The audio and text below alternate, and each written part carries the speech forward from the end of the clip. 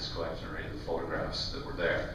And so again, I think that that was one individual. And then there was this individual. And these have always been a bit of a quandary, you know, and it's one of those things you kind of sort of set aside and don't really think about. I forced myself to really stare at these and look at these. Part of the problem is it's a little bit tough to tell whether you're looking at a right or a left foot. And they certainly aren't the 15-inch, obviously similar to the 15-inch track found on the Blue Creek Mountain Trackway or Onion Mountain and so forth. Part of the problem, I think, is because there were two of them, everyone always thought these were right and left. So this was a pair, a mated pair. I don't think they are. I think they're both rights. That this, even though this one has a bit of a curvature here, we've seen that before because of the flexibility in the midfoot, you can get a little bit of convexity on the inside aspect of the foot as the foot pronates and the heel everts a little bit compared to the forefoot. So the large toe here and then the successive toes on this side. Over here, it almost looks like a four-toe track, but there is a hint of a fifth toe right here. But again, the big toe over there and over there. And after pondering on that, staring at that, and looking at that, and considering it that way, comparing it to other examples, that's a pretty good, it could possibly, depending on the conditions, and I don't have any photographs of footprints in the ground associated with these, but it seems the most parsimonious explanation would be elsewhere we've always had a 17-inch, 16, 17-inch, and the 15-inch, and the 13-inch. So here at this event, 4 years later, we've got a 17-inch, the alpha male, and a female. Now, is it the same as the Blue Creek Mountain or as Patty? Doesn't look exactly like it. So maybe there are, you know, as we've sometimes hypothesized, we have a dominant male with a range overlapping that of several females, 15-inch being in the female size range. So maybe this is Patty's sister. All right, so I've alluded a couple times to the Blue Creek Mountain trackways. There were two individuals, at least, maybe three. There was reports of three originally, but John only observed a 15 and a 13-inch. There's one photograph, however, that might be an 11-inch. But I'm kind of, the more I look at it, I think that there was just a little bit of a slippage or something that it could have actually have been the 13-inch, but just mismeasured or mischaracterized. One single footprint only. So no evidence anywhere else of an 11-inch showing up in that time or that region. But here's the 13-inch on the left and the 15-inch on the right.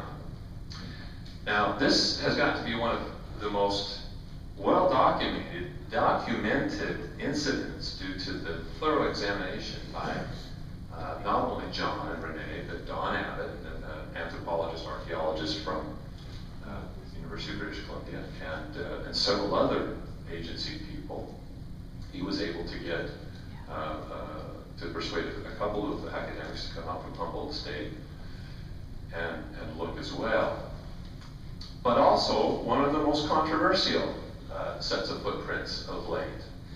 So let's look just at this a little bit and address some of the arguments that have been made and take a step back and look at the big picture and just see what might be going on. Now, one of the problems was this little feature right down here that you can see here and over here, right there.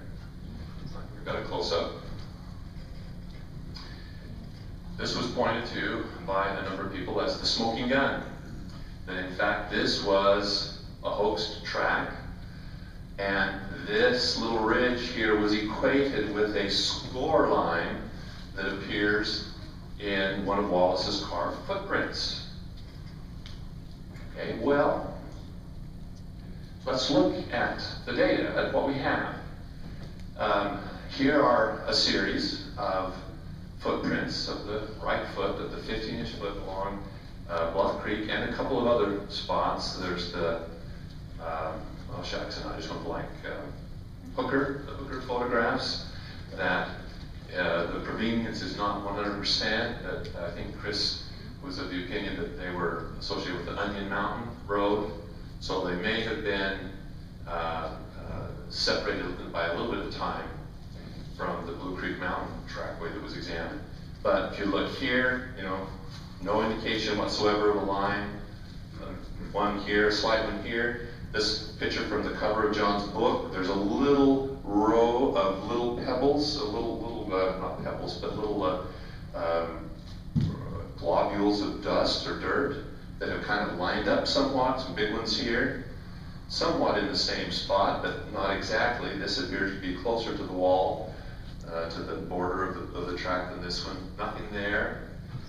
You can grab another 4. Nothing, nothing, nothing, nothing.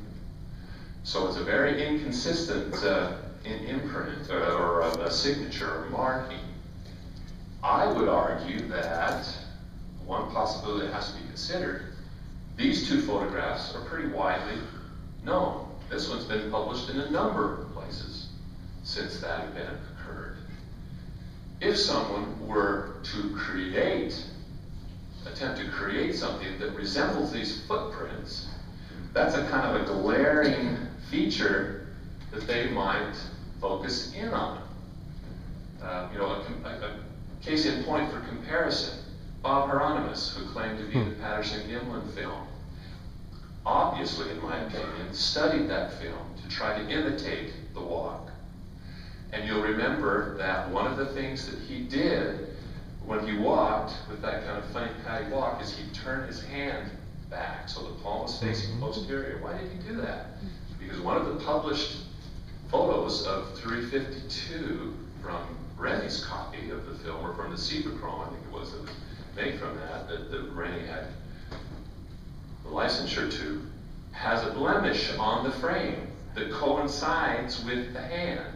And I've witnessed long discussions online about what this OK sign means that this hand is making. And why does it have such a big long thumb that seems to be on the wrong side of the hand and pointing in the wrong direction? Because it's not, they're not digits, it's a circle, it's a little blemish on the film. But it makes it look like her hand is turned way back and her fingers are curled like this. That's the only reason I can think why in the world Bob would walk like this. Okay? So Wallace, trying to make a copy that would resemble these widely publicized, you know, extensively photographed footprints, saw that line there and introduced a score, which obviously isn't a natural feature of the wood grain, to have it be accepted as a, quote, signature. Well, let's look at some other things, the reasons why. Here's another thing. This just occurred to me as preparing this presentation.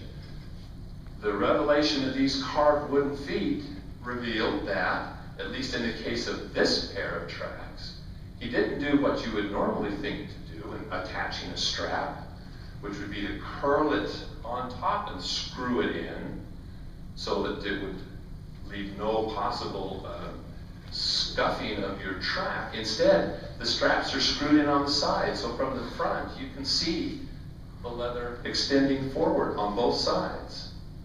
Now, look at where they're located, just opposite the lower part of the bulge there on the medial side of the foot, and then this one is right here. So here's that bulge, and it's sticking up right there. I think the only reason you can't see it is because it's really strong shadow, and I thought about it, I should have gone in and photoshopped this and lightened that up, reduced the contrast. But go back and look at these. Can you see any indication on any one of those tracks, even when the dust is fairly deep, of a strap mark on the side of those footprints? No. Me neither. Okay. And we also have lots of other, not lots, there are other casts that have not been widely publicized. These were in the materials I got from Dr. Grover Krantz. This one is actually an original that John had cast and given to Grover. This was a copy, I think it was a copy of a molded cast that unfortunately he poured the plaster and forgot about it. And as you know, with some types of latex, the process of the hardening of the plaster can actually burn it right to the latex, and it's stuck. It's vulcanized right on. And he was going to throw it away. And I said, no, don't throw it away. And I took hours and hours picking and picking, and then finally I just got a blowtorch because the plastic could take it, and I just burned the rubber off and scraped it. So you can still see the remnants of it there, but you can still see the shape and proportions. And it makes a great contrast to show the variation in the differential pressure of the fore and hind foot, especially with its mobility through the midfoot. So narrower heel here, big wide heel there with a lot of heel pressure, much wider on the fore part of the foot, which also corresponds with the toes tending to line up straighter, because when the fore part of the foot is taking more of the weight, there seems to also be a tendency to flex the toes more sharply. And as you can see with your own fingers, when they're extended, you have a lot of variation in length and apparent size. But if you flex your fingers, what happens? They line up like peas in a pod, and the little round tips are all you see. Okay? All right. It was also suggested, I mean, this is one of Wallace's carvings in the center, and these were some copies that Grover had in his collection that he published in his book. And Chris in Know the Sasquatch noted the similarity, but I think it's really important to point out this is a photograph of the 13-inch, as best I can tell from that orientation. So even though at a view it has some resemblances to that, viewed from that angle, it's 4 inches shorter, 3 or 4 inches shorter, and the toes are the proportions are very different than this one. And we'll look now at, well, but here, before we leave that, Aaron, I want you to keep in mind too, this is a signature Wallace carving or fabrication. Notice the Easter egg looking toes, very rounded, no evidence of toe stems. In other words, the toe itself, exclusive of the tip.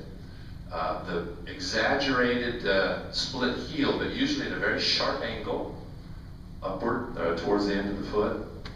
And in some of them, then really exaggerating the curvature here, but we don't see that so much on this particular one. Now, by comparison, as you look here, look across. I wanted you to, well, let's see, what am I doing? I got out of sequence. One of the things I wanted to show you with this was, these are the 3D scans that have been executed of all of Bob Tippis' original cast material. These are the 10 that he cast 10 days after the film was shot at the Bluff Creek film site. But one of the things I wanted to draw attention to was this feature right here. And you can see the highlight, how the highlight kind of highlights a ridge right there. So what looks like not a ridge, but just an angle. That her heel has a slight angle right there. Now, this is just a thought, though. If the score line was added to the Wallace carving in imitation of some other feature, what caused that feature? What caused that little bit of dust to line up right there? If there wasn't a groove in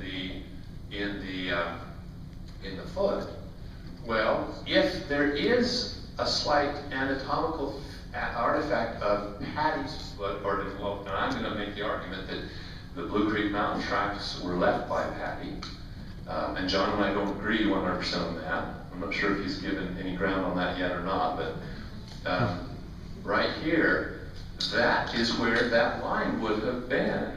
So you can imagine that if her foot has just a slight deformity or a slight callus on the outside edge of that foot that causes an ever so slight indentation, if a little bit of that fine dust had blown down in or fallen into the track, it could roll right down and stop right along that line.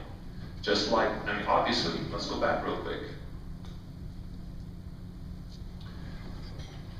Obviously, this stuff wasn't left by a groove in a fake foot. That's material that has been knocked into, and all this stuff you wouldn't expect to be there.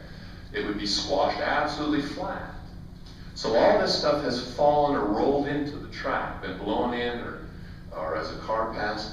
And so if there was a slight little angle in her foot due to, say, a callus on the outside edge of her heel there,